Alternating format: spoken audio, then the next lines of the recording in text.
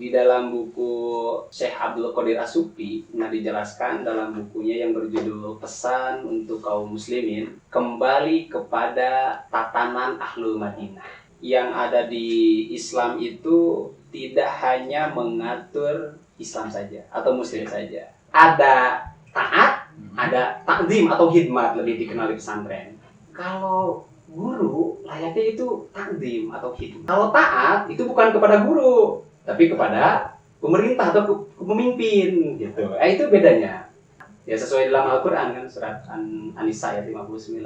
Atiullaha wa atiur rasul wa ulil amri minkum. Itu ketaatan, itu struktur. Allah, Rasul, ulil amri. Pesantren itu adalah lembaga yang sangat merdeka kalau menurut saya. Miniatur negara bahkan.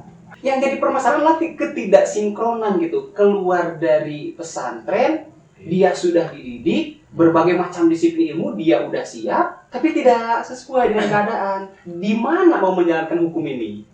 Assalamualaikum warahmatullahi wabarakatuh. Telah hadir bersama saya seorang ustadz sekaligus seorang santri. Beliau ini masih muda. Kemudian selain ustadz juga sebagai santri, juga sebagai mahasiswa. Banyak sekali aktivitasnya di berbagai macam organisasi kemahasiswaan di dalam dan luar negeri. Ya, langsung saja saya perkenalkan Ustadz Wandi Sandianto. Betul ya? Iya, Ustadz. Oke. Wandi Sandianto, alhamdulillah. Alhamdulillah. Baik, kali ini kita akan berbincang-bincang dengan beliau terkait banyak hal, terutama urusan tentang pesantren, tentang pendidikan, tentang kepemudaan dan lain-lainnya. Karena beliau ini adalah seseorang yang tadi sudah disampaikan aktivitasnya cukup padat ya di dalam dan luar negeri gitu ya. Lumayan lah. Oke.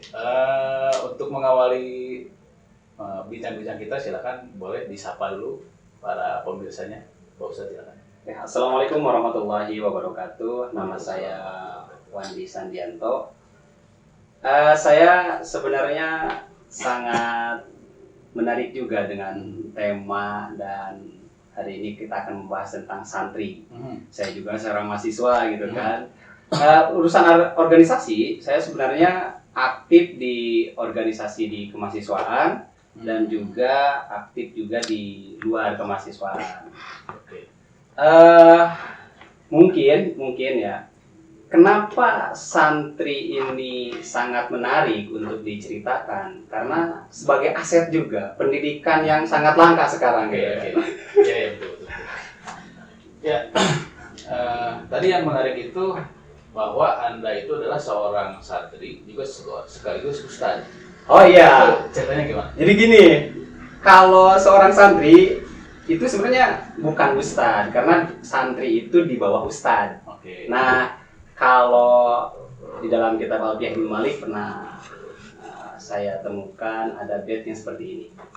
Wa mayalil mudofayati kholafa anhu fil irobi idza mahudifa. Kurang lebih, apabila seorang ustadz itu wafat atau tidak ada, maka seorang santri harus menggantikannya. Oke. Nah, gitulah kurang lebih ya. Dan bisa juga kalau diartikan seperti ini. Apabila pemuda, apabila kiai telah tiada, maka santri menjadi penggantinya. Nah, gitulah. Makanya santri itu adalah aset. Bisa keluar jadi wirausaha, bisa keluar jadi kiai, bisa keluar jadi negarawan. Gitu. Jadi saking langkanya gitu. Jadi seorang santri itu ya? Iya, jelas. Oke. Tadi menarik ya, padahal Al-Fiqh itu kitab ilmu nahwu kalau ilmu nahwu. Tapi ternyata kedekatannya gini, saya jelaskan dari wama yalil mudofa. Mudop dan mudop ilah ini adalah suatu serangkaian yang tidak bisa dilepaskan. Mudop itu punya hukum dan mudop ilah pun punya hukum. Mudop ilah ini wajib jar atau wajib kasroh. Nah, kemudian ketika mudofnya dibuang atau tidak ada, maka posisi mudof ilaih itu menggantikan posisi mudof gitu. Bahasan guru yang telah tiada akan diganti oleh santri. Ini sebetulnya membahas kalau dari struktur kalimat itu mudof dan mudof ilaih. Menariknya bisa dikiaskan juga kepada apabila pemerintah atau pemimpin itu sudah tidak ada, maka yang menjadi pengganti adalah masyarakatnya. pemuda. Pemudanya. Karena pemuda subhanu yaum rijalul buat gitu. Oke, ini kita baru di awal-awal nih pembahasan sudah seperti ini. Kayak saking menariknya tema tentang kesantrian ini, langka. Oke. Saya panggilnya berarti Kang aja ya, atau Ustad, atau apa? Bebas lah, tapi gelar ustad itu berat kan. Karena ustad-ustad masih banyak. Kang- Santri aja kan santri aja kan santri. Santri aja. Iya. Oke. Kang Santri, oke. Saya pengen lebih jauh mengenal tentang profil Anda sebagai seorang santri, di mana pesantrennya, kemudian segala macamnya boleh disampaikan, Kang Wandi. Pertama pesantren itu saya di Pondok Pesantren Miftahul di Bogor dari kelas 2 SMP sampai SMA. Kemudian saya ngabdi 1 tahun, kemudian saya pernah juga di Majalengka itu Pondok Pesantren Atidian, pindah lagi ke Banten di Tangerang, juga di Kuatul Huda. Saya pernah juga. Jadi istilahnya kalau misalkan santri sudah lama mondok di satu tempat, maka cari pengalaman di pesantren-pesantren lain. Disebut juga pasaran gitulah. Oh iya, artinya beberapa tempat sudah didatangi untuk belajar sebagai seorang santri. Iyalah, sebagai pengalaman dan pelengkap keilmuan gitu lah. Dan sekarang di mana? Di Cianjur. Oh, sekarang. Karena saya kan di Bogor juga ngajar, di Cianjur kuliah. Jadi santri, mahasantri dan masih sambil kuliah, sambil jadi santri, juga sambil mencari tempat-tempat lain untuk melengkapi pelajaran-pelajaran di pesantren itu. Iya. Termasuk ini kuliah, Jadi saya kira kebutuhan saya kuliah ini adalah pelengkap atau pengalaman juga bagaimana gaya-gaya di pesantren sama di kuliah di perkampusan ini. Cara penyampaiannya yang berbeda. Kalau sisi keilmuan di pesantren itu sangat banyak. Perbandingan. Lebih ke mencari pengalaman dan pelengkap. Gini misalnya ya, kalau di pesantren kan gayanya itu guru ngajar, tidak ada presentasi, jarang sekali, kecuali di muhadharah gitu kan, dalam waktu-waktu tertentu. Nah, di kampus gitu kan, nalarnya itu, kritisnya boleh disampaikan gitu pada dosen langsung, kalau di pesantren enggak. Jadi ada metode lain yang melengkapi pengalaman belajar mungkin ya? Ya, pengalaman belajar. Nah, ini saya ingin menanyakan suatu hal yang sekarang terjadi gitu ya. Masyarakat itu mengira kebanyakan bahwa satu hal yang berbeda antara bagaimana seseorang belajar di pesantren dan juga dia sebagai seorang akademisi, seperti itu kan. Artinya walaupun sekarang sudah banyak muncul berbagai macam pesantren modern gitu ya. Namun yang saya lihat dari profil Kang Wandi tadi, ada di pesantren yang katakanlah pesantren yang dengan metodologi yang sudah memang dari awal seperti itu, atau mungkin dikatakan tradisional, tapi ini mengcombine itu dengan pendidikan formal. Nah, ini yang ingin saya tanyakan, sebetulnya apakah memang kesan santri itu memang berbeda dengan pendidikan formal atau seperti apa? Kita bagi dulu gaya pendidikan pesantren. Oke. Ada 3 gaya pendidikan pesantren. Pertama ada pesantren salafi, yang kedua ada modern, yang ketiga ada semi modern. Oke, salafi, modern dan semi modern. Pesantren salafi ini metodenya itu lebih ke seorang guru mengajarkan atau langsung gitu bertatapan atau disebut juga slogan gitu. Suatu ilmu original itu ilmunya disampaikan dengan jujur. Nah, itu metode salafi itu didikannya lebih ke keilmuan yang sangat akurat gitu penyampaiannya. Bertemu antara guru dan murid langsung. Guru dan murid gitu. Kalau metodenya talqi juga misalnya talqi gitu. Kemudian yang modern, kalau modern mengikuti alur zaman gitu kan. Ditambah dengan bahasa, biasanya bahasa Arab, bahasa Inggris. Ada juga yang semi modern. Kalau yang semi modern ini gabungan. Contohnya kajian kitab kuning plus juga ada bahasanya gitu. Oke. Jadi antara yang tadi, yang salafi atau yang tradisional tadi yang sudah turun-temurun begitu, Ya. ditambah dengan bahasan-bahasan yang kekinian atau Kekinian. Oke. Dan Anda masuk di wilayah yang mana? Semi modern. Oh, yang semi modern. Ya, saya semi modern. Jadi mempertahankan yang salafinya gitu. Oke. Apakah ketiga metode ini saling bertentangan satu sama lain? Tidak bertentangan. Namun ada sedikit yang di sisi lain metode yang modern dengan semi modern ini agak sama karena di dalamnya itu ada sekolah. Kalau dulu enggak, ya pesantren aja, enggak sekolah ya. Gitu.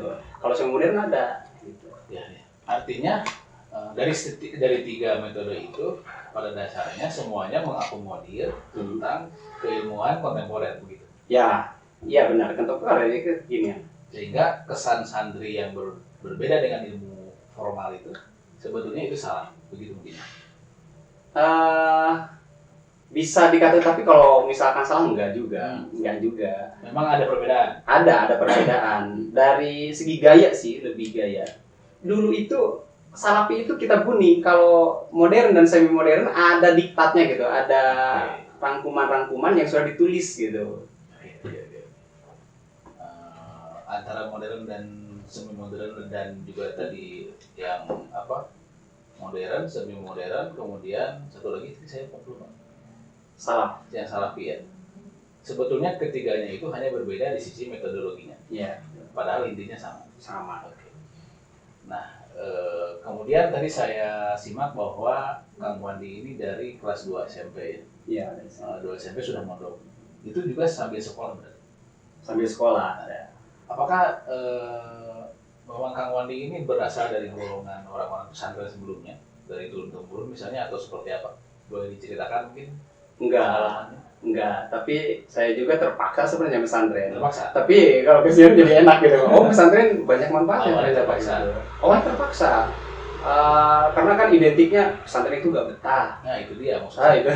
Saya lihat kesan tradisionalnya, kesan dalam tanda kutip ya banyak pengelolaan yang sifatnya masih katakanlah tidak mengikuti zaman, itu yang sering saya dengar. Iya betul. Nah ini sekali.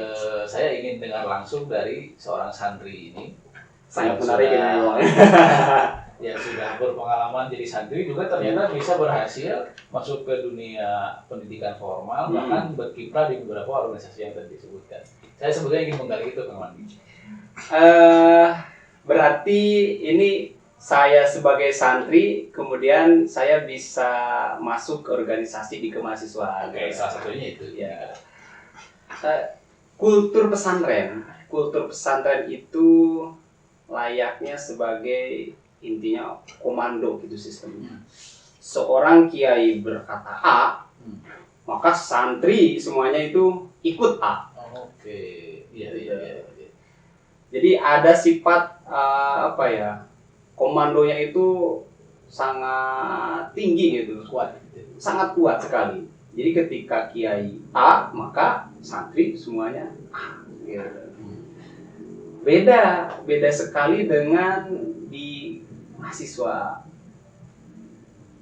Kalau misalkan bertentangan, itu bisa komen, bisa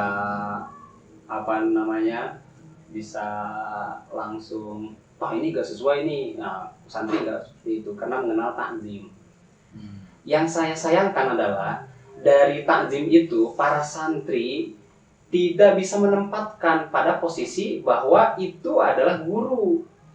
Oke. Jadi ada beda. Ada taat, ada takzim atau khidmat, lebih dikenal di pesantren. Kalau guru layaknya itu takzim atau khidmat. Kalau taat itu bukan kepada guru, tapi kepada pemerintah atau pemimpin gitu. Itu bedanya. Jadi ada takzim, ada taat. Ya sesuai dalam Al-Qur'an kan surat An-Nisa ayat 59. Atiullaha wa atiur rasul wa ulil amri minkum. Itu ketaatan, itu struktur. Allah, Rasul, ulil amri gitu. Apakah artinya di pesantren ini tidak ada kajian ilmiahnya sehingga harus tetap mengikuti kata-kata gurunya seperti itu? Sebenarnya kajian ilmiah kan itu kitab ilmiah ya. Karangan para ulama itu ilmiah. Itu yang dikaji. saya ingin mendapatkan pencerahan terkait tadi. Satu sisi ada kajian ilmiah, sisi lain ada komando yang ini sangat kuat. Ya. Oke. Saya ingin pandangan dari Kang Wali sendiri. Apakah ini menjadi sebuah kelemahan pesantren atau seperti apa? Iya. Misalkan gini, dari sisi keilmuan kan sistemnya itu komando ulama gitu kan, taat sekali kepada ulama. Kita di pesantren itu ngaji berbagai macam disiplin ilmu. Fikih misalkan. Santri itu semua ngaji fikih, salah satunya kitab takrib, Fathul Qorib. Seorang santri, seorang kiai menyampaikan itu sangat taat saja, tidak ada perdebatan di sana. Keilmuan semuanya turun, dari mulai bab toharoh, muamalah, munakahat, hudud, jinayat, jihad itu disampaikan. Yang jadi permasalahan adalah kemurnian itu hilang gitu. Ketika ketaatan kepada seorang guru itu taatnya memposisikan guru sebagai pemimpin. Padahal kita harus mengenali bahwa kalau urusan ketaatan ini harus kepada pemimpin, bukan kepada guru. Yang terjadi sekarang, guru adalah ya guru, kiai ya pemerintah, ya pemimpin gitu. Ya orang tua. Oke, jadi dua hal yang berbeda antara seorang pemimpin dan seorang pendidik atau seorang guru. Iya. Sedangkan sekarang diperlakukan sama gitu. Sama. Peran-peran kayak gitu 3 bahkan. Ini kenapa bisa begitu? Apakah karena hilangnya peran kepemimpinan atau penyalahgunaan wewenang guru? Hilangnya sosok kepemimpinan. Seorang santri itu memang harus taat kepada pemimpin. Karena tidak sinkron dengan keadaan, jadi siapa lagi yang akan ditaati? Ya guru lah gitu. Banyak kok santri sekarang ketika ditanya, kamu ikut yuk ke sini. Oh bentar, saya izin dulu kepada guru. Kita main, oh bentar, saya izin dulu kepada guru. Itu kan taat. Ya, bagus. Tapi kehilangan sosok kepemimpinan. Jadi taatnya itu karena tidak ada sosok kepemimpinan, tidak sinkron dengan keadaan dan situasi hari ini, maka santri ikut guru. Oke. Berarti ada bahasan tersendiri terkait kepemimpinan. Iya. Mungkin kalau kita bicara kepemimpinan, skupnya nanti akan di semua level, tidak hanya di pesantren mungkin gitu ya. Artinya di semua level kehidupan. Bahkan kalau misalkan kita kaji gitu ya, ada penelitian pesantren, coba aja. Pesantren itu adalah lembaga yang sangat merdeka kalau menurut saya. Miniatur negara bahkan. Coba aja. Contoh gini. Ada aturan di tata tertib santri, itu undang-undang santri gitu ya. Berarti kan undang-undang ini hasil para kiai, hasil para pengurus gitu kan. Ada satu poin misalkan, santri tidak boleh merokok. Hukumannya itu termasuk ke dalam kategori pelanggaran berat gitu. Sanksinya adalah digundul atau dibotak. Nah, ini sering kali. Hukum yang seperti itu kan, wah ini termasuk ke dalam takjiran yang sangat berat. Dibotak, diarak. Nah, ini tidak ada di hukum negara kayak gitu. Jadi seolah-olah membuat hukum di dalam negara, ya miniatur negara itu santri. Makanya santri ketika keluar dari pondok, wajar dia kalau paham aturan. Karena di pesantren itu diajarkan. Oke. Saya mulai dapat. Artinya sebetulnya bukan penyalahgunaan wewenang guru di situ ya, tapi simulasi. Simulasi terjadi di pesantren. Iya, betul. Tentang kepemimpinannya, tentang hukumnya, tentang bagaimana menaati hukumnya, bagaimana sikap masyarakat terhadap pemimpinnya. Hanya saja ini skupnya belum di wilayah yang masyarakat tapi di internal pesantren seperti itu. Dan itu menjadi salah satu metode penyiapan santri agar ketika nanti di masyarakat dia sudah paham. Begitu? Dia sudah paham. Ya. Oke. Ini menarik tentang bagaimana tadi hubungan antara santri dengan masyarakat. Kalau saya simak tadi, ternyata santri ini dia punya semacam kalau memang benar-benar diterapkan itu pendidikan seperti itu, disiapkan untuk memang terjun menjalani kehidupan bermasyarakat di semua level. Betul sekali. Aset terbesar negara itu adalah pesantren, santri. Coba bayangkan, tahan banting kehidupan di pesantren itu keras. Persaingannya ketat. Terkait hukum juga taat. Tidak susah-susah kok. Satu kali instruksi kepada santri itu taat semua. Satu komando. Satu komando. Yang jadi permasalahan adalah ketidaksinkronan gitu. Keluar dari pesantren, dia sudah dididik, berbagai macam disiplin ilmu dia udah siap, tapi tidak sesuai dengan keadaan. Di mana mau menjalankan hukum ini? Ya kan, seperti itu. Jadi seolah-olah karena tadi sosok kepemimpinan juga hilang gitu kan, seorang santri yang hanya taat kepada seorang kiai saja. Biasanya kepada gurunya, karena profil gurunya ini sangat dihormati oleh beliau. Ketika keluar dari masyarakat, dia kehilangan seorang sosok seperti guru. Kehilangan sosok. Bahkan ketika udah di masyarakat pun, dia kembali lagi ke pondok, nanya kepada kiainya, bagusnya ini gimana? Nah kan, ada estafeta di situ, ada ikatan batin seorang santri dengan seorang guru.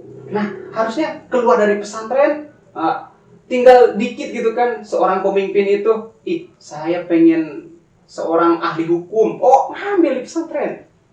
Udah tahu, kitabnya takrib dikaji hukum, atau mungkin dikaji tentang hukum gitu kan. Oke. Apakah ini karena memang di wilayah kita atau di negara kita memang kan hukum yang diterapkan tidak sesuai dengan apa yang diajarkan di pesantren kan?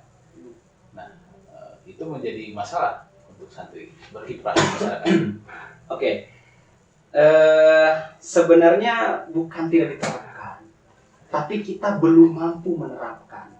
Yang akhirnya kita teledor, si santri sudah lupa terhadap apa yang harusnya ditanamkan. Jadi keluar dari pondok tidak menerapkan ilmunya. Nah, ini yang sayang kan? Okay. Ngaji bertahun-tahun, ilmunya mau diterapkan di mana? Okay. Nah, banyak seorang santri yang kehilangan arah seperti itu, yang akhirnya ceramah gitu kan? Yang saja. Iya gitu, menyayangkan sekali. Yang akhirnya santri itu yang asalnya salaf menjadi modern, menjadi semi modern, ikut sekolah, ikut kuliah, lamar kerja. Harusnya, jadi ahli hukum, jadi hakim, jadi pengacara, harusnya gitu. Santri itu masuk ke dunia seperti itu. Dunia hukum pun paham ya. Nah ini kalau menurut Kang Wandi sendiri yang pertama kali harus dibenahi seperti apa? Karena tadi kan ada semacam kesenjangan ya. Ya, kesenjangan antara santri sudah disiapkan nih untuk menghadapi semua level kehidupan, bahkan semua profesi tadi. Tapi ternyata ini tidak bisa dijalankan. Artinya ada kesenjangan. Nah sebenarnya dari kesenjangan ini masalah utamanya apa? Dan perbaikannya di arah mana? Harusnya gini, sinkronkan dulu antara ulama dan umaro. Ulama dan umaro, ustadz dan pemimpinnya. Pemerintah gitu lah, lebih ke pemerintah. Oh, bukan di metode pendidikannya ya? Bukan, karena kalau udah sesuai, ilmu yang diajarkan di pesantren itu original. Gitu, original, sangat ilmiah gitu kan, jujur lagi ilmunya. Artinya sekarang itu terjadi tidak sinkron antara tidak sinkron dan ulama. Iya. Yang sinkron seperti apa? Gini aja, kita analogikan.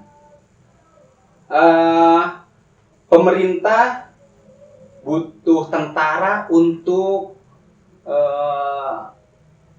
ketahanan gitu kan. Seorang santri itu multi talent. Bilang aja sama kiai, Ustaz, kiai, negara sedang tidak aman. Bisakah digerakkan? Komando kan? Ya, seperti itu. Keterlibatan pesantren atau santri ini dalam menjalankan kebijakan-kebijakan yang diberikan oleh pemimpin. Betul sekali. Sehingga kurikulum atau pendidikan yang diterapkan di pesantren itu sama atau sesuai dengan apa yang diberikan oleh pemimpin. Iya betul, tapi pemerintahnya harus sinkron dulu dengan ilmuwan yang diajarkan di pesantren. Kalau enggak, terpecahlah santri. Banyak loh pesantren yang ribuan, ratusan gitu kan santrinya, terpecah. Ada yang peka dengan keilmuannya, ada yang nggak peka. Oke. Itu yang jadi masalah. masalah intinya berarti di sisi kepemimpinan. Iya, betul. Kepemimpinan. Nah, kesan yang diberikan itu kan santri itu untuk umat muslim. Sementara kondisi negara kita tidak semuanya muslim. Iya. Nah, itu menjawab itu seperti apa? Peraturan atau yang ada di Islam itu tidak hanya mengatur Islam saja atau Muslim saja. Di dalam buku Syekh Abdul Qadir As-Sufi dijelaskan dalam bukunya yang berjudul Pesan untuk Kaum Muslimin, kembali kepada tatanan Ahlul Madinah. Amal Ahlul Madinah. Apa itu Ahlul Madinah? Ya berarti harus Islam historis. Pelajari itu. Kalau saya kaji dalam peradaban, urusan keilmuan itu banyak para ulama melahirkan ulama-ulama itu sejak setelah para sahabat. Abu Bakar, Umar, Utsman, Ali wafat. Nah, dari Muawiyah, Abbasiyah sampai Turki Utsmani ini mengkaji tentang keilmuan, banyak ilmuwan muslim. Nah, jadi kiblat untuk keilmuan setelah Khulafaur Rasyidin. Kiblat untuk kepemimpinan kepada Khulafaur Rasyidin. Abu Bakar, bagaimana cara diangkat Abu Bakar? Umar, Utsman, Ali. Seperti itu. Oke. Artinya muslim itu atau santri-santri itu belajar agama Islam pesantren itu bukan untuk hanya sebatas kepentingan orang-orang Islam. Bukan. Tapi ini bisa menjadi solusi untuk semua permasalahan kehidupan, baik itu seorang muslim atau non muslim. Dan saya yakin, saya jamin, ketika keilmuan atau aturan Islam yang diberlakukan, maka ketentraman kok dijamin ya, tentram. Kenapa? Karena kalau sekarang kita kaji lebih dalam gitu, jangankan di negara kita, di negara Timur Tengah saja, di Arab Saudi saja, tidak sepenuhnya mengamalkan ajaran Islam, hukum-hukum Islam. Artinya ini tidak sinkron loh. Aturan Islam ini menyeluruh, tapi di sisi lain ditekan dengan aturan itu dari pesantren belajar gitu ya. Kok sekupnya untuk negara? Bukan untuk negara. Kita itu untuk Islam gitu. Jadi orang yang belajar Islam bukan untuk negara, kecamatan, kabupaten, bukan itu, tapi untuk mendunia. Gitu. Untuk seluruh tatanan kehidupan. Untuk seluruh tatanan kehidupan. Gitu. Bisa digaransi. Gimana? Saya mencoba melihat dari berbagai macam sudut pandang. Mungkin saja umat Muslim berbicara seperti itu, ya, saya juga Muslim. Saya tidak ada masalah dengan itu. Tapi kan ada masalah dengan orang lain yang bukan Muslim, atau dengan masalah-masalah yang sekarang terjadi tadi, dengan tidak sinkron kepemimpinan itu akibat karena tadi hukum yang diterapkan berbeda. Nah, ada garansi nggak kalau tadi Kang Wandi bilang kalau Islam pasti tentram begitu? Saya ingin mendapatkan jawaban yang memang ini bisa diterima oleh semua pihak, tidak hanya subjektif seorang Muslim. Oke, kita kembali ke Islam historis. Gimana? Sepakat gak ini? Sepakat gak? Silakan saja. Tadi ada pesan untuk kaum muslimin di karya Syekh Abdul Qadir As-Sufi. Kembali kepada Islam historis. Boleh saya ambil contoh? Silakan. Dulu Nabi Muhammad SAW dari Mekah hijrah ke Madinah. Di Madinah itu bukan hanya Muslim. Oke. Sepakat gak ini? Iya. Ada Yahudi, ada Nasrani. Ternyata dipersatukan dengan satu aturan piagam Madinah. Kalau itu awalnya bernama Yasrib, jadi Madinah. Oh iya betul itu. Berarti orang Yahudi, orang Nasrani taat karena dia sadar bahwa Muhammad itu adalah pimpinan. Oke. Sadar. Kenapa tidak seperti itu? Bahkan dia merasa nyaman dan aman. Walaupun seorang yang non muslim, walaupun non muslim, tapi menyerahkan kepemimpinannya kepada Nabi Muhammad Karena SAW. tidak ada juga paksaan. Oke. Ya, ini pemimpinnya Islam, harus Islam juga, enggak seperti itu juga. Oke, menarik ini. Ini bicara jadi panjang nih sebenarnya. Enggak apa-apa. Jadi dari santri ini ternyata santri-santri ini sebetulnya sudah disiapkan untuk menjadi agen-agen solusi yang membawa konsep-konsep dasar Islam menjadi solusi untuk permasalahan kehidupan ini. Iya. Untuk semua aspek begitu. Betul. Dibuktikan dari sisi historik. Ya. Historia tadi. Karena kepecahan tadi ya, karena kepecahan ketidaksinkronan antara ulama dan umaro yang akhirnya pecah, ada yang peka, ada yang tidak nanti. Seorang santri Yang peka ada yang tidak. Nah itu, ada santri yang peka, nggak ikut, meskipun komandonya dari ulama, dari kiai, Tapi dia mengikuti apa yang telah diajarkan, ilmu yang original.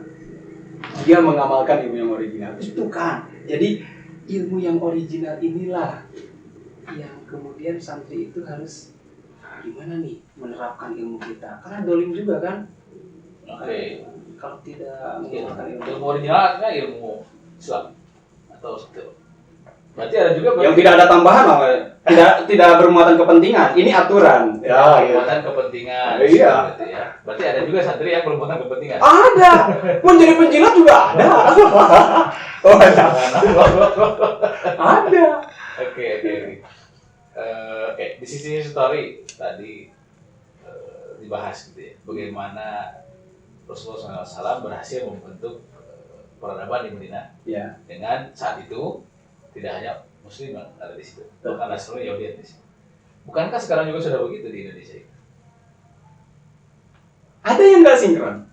Oke, di sisi mana? Kalau dulu Nabi itu sesuai dengan kalimat atau aturan yang memang disepakati gitu. Aturan yang disepakati. Yahudi sepakat, Nasrani sepakat. Sekarang kesepakatan itu tidak ada. Semua sepakat undang-undang dasar menjadi Mana? Kita cek ulama nih se-Indonesia, bagaimana? Sepakat gak dengan undang-undang negara itu? Karena harus ada kesepakatan, harus ada sinkron antara ulama dan umaro. Nah, kalau nggak sinkron ini masalah. Sampai kapanpun Indonesia masalah. Gitu.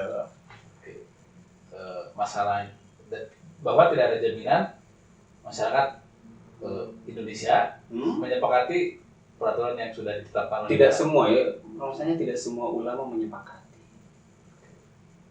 Bagaimana supaya semua bisa sepakat? Harus diganti ulamanya atau diganti peraturannya? Ini semakin menarik sekali ya. Ini keilmuan kan udah ada gitu kan. Iya. Ini jaminan Allah sebenarnya. Ilmu itu ya kalau dilihat dari original berarti kan Quran dan Sunnah nih Kang ya. Oke. Kemudian para ulama menafsirkan sesuai zamannya gitu kan. Ilmunya diambil.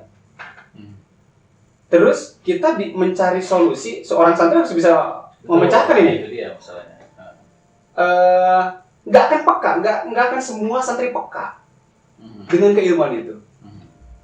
Ya kan kayak tadi di dalam takrib, di dalam kitab Fathul Qorib itu udah dijelaskan hudu dan jinayat. Berarti pidana dan perdata itu udah dijelaskan. Bingung, saya juga bingung. Ini mau gimana ini diterapkan? Apa belum? Apa gimana ini? Saya juga kebingungan kalau gitu. Artinya menurut seorang santri, menurut seorang santri sekarang ini peraturan yang dikatakan di negara Indonesia ini tidak mengakomodir apa yang dipelajari oleh santri di pesantren. Iya. Ya Sehingga betul. inilah yang menjadi menurut antum tadi tidak sepakatnya antara semua pihak dengan aturan yang ada. Ya, makanya di pesantren itu ada takjiran. Takjir itu hukum Islam. Denda berarti ya kalau gitu. Ada yang melanggar, oh dia ngerokok, botak, takjir 10.000. Contohnya kayak gitulah. Berarti kan Terus lagi ada aturan-aturan lain gitu kan. Ini miniatur negara itu. Oke.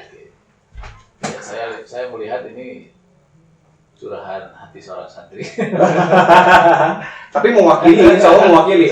Semua santri pun kalau misalkan dia peka dengan keilmuannya, oh iya benar juga. Oke. Ilmu iya jilid 1 tentang toharo, jilid 2 ubudiyah, muamalah, munakahat. Bab akhir hudud jinayat. Muamalah, di muamalah ini bagaimana? Muamalah kan luas sekali gitu.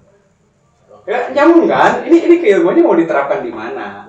Siapkan fasilitas untuk santri untuk mengamalkan ilmunya. Santri udah siap, ribuan santri, jutaan santri di negara ini. Oke, saya sudah mulai melihat kesenjangan itu. Sehingga inilah yang menjadi penyebab santri-santri akhirnya kehilangan eksistensinya di masyarakat. Hilang. Ada santri kerja kan? Ya kerja maksudnya kan boleh maksudnya kerja, tapi ilmunya itu dia tidak bisa menerapkan ilmunya, itu yang disayangkan gitu. Iya. Mudah-mudahan tidak disebut paham ekstremis ini ya, karena ada protes. Oh enggak, sebenarnya enggak gitu. Saya mahasiswa hukum, itu saya mau pelajari hukum. Ada baiknya. Contoh saya di hukum ekonomi syariah gitu kan. Kalau ini real gitu kan, berjalan ilmu ini, bab waris gitu kan, pernikahan. Oh benar itu, lembaganya ada. Oh ini badannya ada, real. Sebagian hukum ada memang. Ada, tapi pas saya di semester 5, 4 itu ada fikih muamalah. Pas fikih muamalah ada pembahasan ribawi. Dosennya bilang saya, ini kan sistem, bagaimana ini? Ya riba ikuti alur lah aja. Kita yang penting kita tahu ilmunya itu haram. Terus sistemnya bagaimana ini? Kan fasilitas ini. Oke, ini berarti artinya kegundahan saja ya. Gundah seorang santri. Bukan maksud untuk menjadikan paham yang di luar ketentuan ya. Tidak. Ini hanya curahan seorang santri. Bahwa ilmu-ilmu ini sudah siap sebetulnya gitu. Udah siap ilmunya. Makanya tinggal kalau misalkan pemerintah mau ahli hukum nih, hukum syariah, silahkan cari aja di pesantren gitu. Iya, saya mulai bisa menangkap inti masalahnya di situ, bahwa keilmuan ini memang perlu diamalkan begitu ya. Perlu diamalkan. Tapi lapangan untuk mengembangkan ini mungkin sekarang kesulitan itu ya, karena memang tadi sistem sebagian ilmu diamalkan. Iya. Oke, belum akomodir. Belum. Dan ketika ini diakomodir, ini diterapkan di masyarakat secara utuh dengan garansi secara histori, ini akan menjadi solusi. Begitu. Insya Allah jadi solusi lah. Karena apa yang saya temukan di organisasi, belajar sejarah, belajar peradaban. Oh ternyata iya ya. Gaya kepemimpinan itu kita adopsi dari yang sebelum-sebelumnya. Makanya tadi saya katakan, urusan keilmuan itu setelah Khulafaur Rasyidin. Urusan kepemimpinan harusnya kita berkaca kepada Khulafaur Rasyidin. Nah gitu. Urusan kepemimpinan, tapi bukan berarti setelah Muawiyah Abbasiyah itu kepemimpinannya jelek, bukan berarti gitu. Tapi urusan keilmuan lahir di situ, banyak sekali keilmuan. Nah, ketika zaman itu zaman keemasan ilmu ya. Iya, jelas sekali. Tapi mereka orang Barat gitu ya, bilang ini adalah dark age gitu ya. Nah, itu dia. Artinya sebetulnya ada masa di mana santri itu sudah bisa membuktikan. Karena yang saya tahu katakanlah yang paling terkenal tentang bapak kedokteran adalah Ibnu Sina gitu ya. Atau bapak matematika Al-Khwarizmi. Artinya beliau seorang santri juga artinya, begitu. Ya kan nama santri bukan. Oke, secara istilah mungkin belum ada dong. Belum ada. Tapi secara karakter seorang muslim santri gitu loh ya. Belajar di sebuah pendidikan Islam, tapi ternyata melahirkan ilmu yang tidak hanya di sisi keagamaan saja. Gini. Tapi saya sedikit ada bacaan lah gitu ya. Saya melihat kenyamanan dalam metode pendidikan agama Hindu apa budaya yang itu yang kungfu itu. Kungfu Buddha kalau budaya. Seorang gurunya gitu kan di dalam suatu organisasi, bukan organisasi apa ya, kayak asrama gitu kan, dia diajarkan kehidupan sampai kepada bela dirinya. Jadi luar biasa ini. Ya. Bukan kita harus mengadopsi ke sana. Di pesantren, sebagai pesantren tapi berbagai macam kehidupan itu diajarkan. Bahkan bela dirinya ada yang sebagian pakai, ada yang sebagian enggak. Oke. Gitu. Oke. Artinya ya tadi lah bahwa dari bawahnya semua ilmu, baik itu berupa ilmu secara teori dan juga tadi praktek bela diri segala macam itu sudah dipelajari. Iya. Dan berarti tinggal bagaimana santri ini menantang sistem agar bisa mengakomodir semua pemahaman itu. Ada dua pilihan kan? Oke, ada dua pilihan. Ada pilihan. Satu, kalau menantang sistem janganlah. Tapi boleh juga sih karena kan kritis gitu kan. Menantang dalam arti meminta kesempatan, gitu kan? Iya betul. Ini meminta kesempatan atau kalau tidak dikasih kesempatan berarti diganti untuk mengamalkan ilmunya. Jadi ada dua opsi di sini gitu. Apakah mengganti atau meminta persetujuan, kesempatan ya. Diberi ruang. Nah, begitulah. Kira-kira ya begitulah. Luar biasa. Ini ya. Saya mulai menarik. Tapi saya tanya dulu nih, akan pernah pesantren nggak? Saya kalau dikatakan pernah sih. Oh pernah. Tapi tidak lama, tidak sampai seperti Kang Wandi. Karena memang karena kebetulan tinggal di Cianjur, jadi kan suasana dulu sampai sekarang pun mungkin ya si budaya pesantren itu ada di sekitar rumah saya gitu. Jadi saya sedikit banyak tahu tapi tidak. Ya memang benar Cianjur itu kan masya Allah gitu ya, banyak pesantren. Iya. Saya juga banyak ilmu-ilmu pesantren yang saya ambil gitu dari Cianjur. Dengan gaya logat, gaya bahasa, itu Cianjur kan lemah lembut, masya Allah ya. Beda dengan saya nggak pernah ngaji di Tangerang, kasar ya. Oke. Metodenya berbeda mungkin. Beda bahasa nih. Oke. Ya karena tadi kan julukannya juga kota santri ya. Kota santri ya. Saya sebetulnya merindukan bahwa seorang santri atau tadi kota santri ini tidak hanya semacam slogan, tapi merindukan sebetulnya kontribusinya seorang santri itu seperti apa. Kiprah santri itu tidak hanya sebatas di sekup keagamaan saja tadi, bahwa ternyata memang sudah disiapkan sedemikian rupa, tinggal ruangnya yang belum mungkin seperti itu.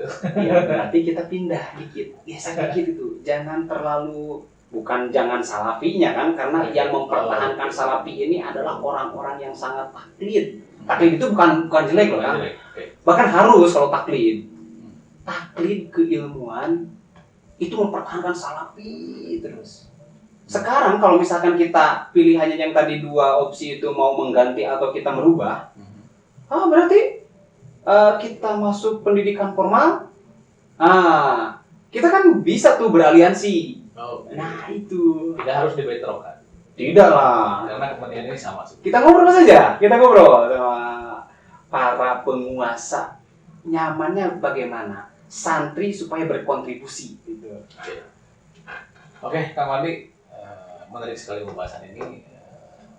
Tadinya mau mengangkat profil Anda, tapi ternyata profil santri banyak sekali yang belum terkuak. Sehingga banyak bahasan dari yang menjadi kegalauan gitu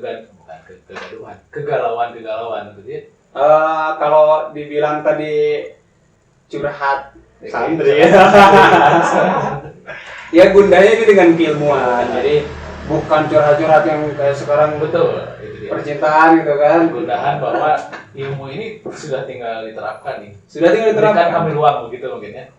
Berikan kami ruang, atau masa kami harus mempertahankan salafi gitu kan. Pesantren kan udah ada izin operasional, diizinkan pesantrennya, ilmunya gak diterapkan, sayang sekali itu. Oke. Dan tidak dipertentangkan antara semua metode yang diterapkan. Tidak. Oke, Wandi, saya kira untuk sekarang kita cukupkan dulu pembahasan ini. Saya akan sangat menunggu sekali bagaimana kontribusi nyata dari seorang Kang Wandi ini. Nah, barangkali bisa disampaikan lah rencana-rencana atau apa. Ternyata nyaman juga nih seorang santri itu apa susahnya kita diskusi tentang kitab-kitab apa saja yang dikaji gitu kan. Atau misalnya dari panahu apa, dari fikihnya apa, sangat insya Allah kalau misalkan Kang di sini juga bersedia gitu kan, kita diskusi aja, kita diskusi gitu. Oke, siap. Tentu saja nanti kita akan lanjutkan, insya Allah mudah-mudahan. Dan tadi sudah ada kesanggupan dari Kang Wandi ini, insya Allah untuk mengisi beberapa hal yang tadi terkait dengan keilmuan yang kita akan mungkin mencoba membedah tidak hanya dari sudut pandang pesantrenan, tapi ilmu-ilmu di pesantren ini akan menjadi solusi. Insya Allah Islam ini akan menjadi solusi semua, bahkan tadi sampai masalah skup dunia ini bisa selesai ya gitu ya. Oh iya, Islam ini untuk dunia ya. Siap. Kita tunggu Kang Wandi segmen-segmen yang selanjutnya. Siap, insya Allah kalau ada umur panjang. Insya Allah mudah-mudahan pembahasan lain dan di tema yang lain juga tadi mudah-mudahan bisa menjadi sebuah gambaran yang dari sudut pandang lain, bahwa santri juga ternyata tidak selalu berkonotasi negatif dalam arti tidak mau ikut pergaulan, tidak masuk ke dunia kontemporer. Bahwa sebetulnya metode-metode ini bisa disesuaikan, tidak saling dibentrokan. Pun juga tidak melihat bahwa yang tradisional ini dengan yang modern ini satu sama lain saling bertentangan. Tapi ini menjadi sebuah hasanah metode begitu ya. Oh iya, betul. Siap. Kembali terima kasih. Siap-siap kita, insya Allah kita akan teruskan di lain waktu dengan pembahasan yang lain. Saya tunggu solusi-solusi dari Kang Wandi. Kalau tadi dibilang tidak ada ruang, saya sediakan ruang seluas-luasnya bagi santri ngobrol ya. untuk bicara kita di sini, dan mudah-mudahan ini bisa menjadi inspirasi bagi yang lain. Terima kasih Kang Wandi, sukses selalu. Siap. Sebelum kita tutup, ada kata-kata terakhir penutupan sekarang. Boleh pakai bahasa itu ya Kang ya. Silakan. Where there is way, there is will. Di mana ada kemauan, di situ ada jalan. Ya, gitulah. Biasa. Oke, baik. Tadi ditutup dengan sebuah kata-kata mutiara dari seorang santri, dan ini bahasa Inggris. Jadi ternyata santri juga bisa berbagai macam ilmu. Bahkan dari bahasa pun ternyata tidak hanya selalu berbicara bahasa Arab ya. Bahasa sedikit berbahasa ya. Gitu. Itu kalimat yang saya bawa-bawa di setiap CV ya Kang. Oke, siap.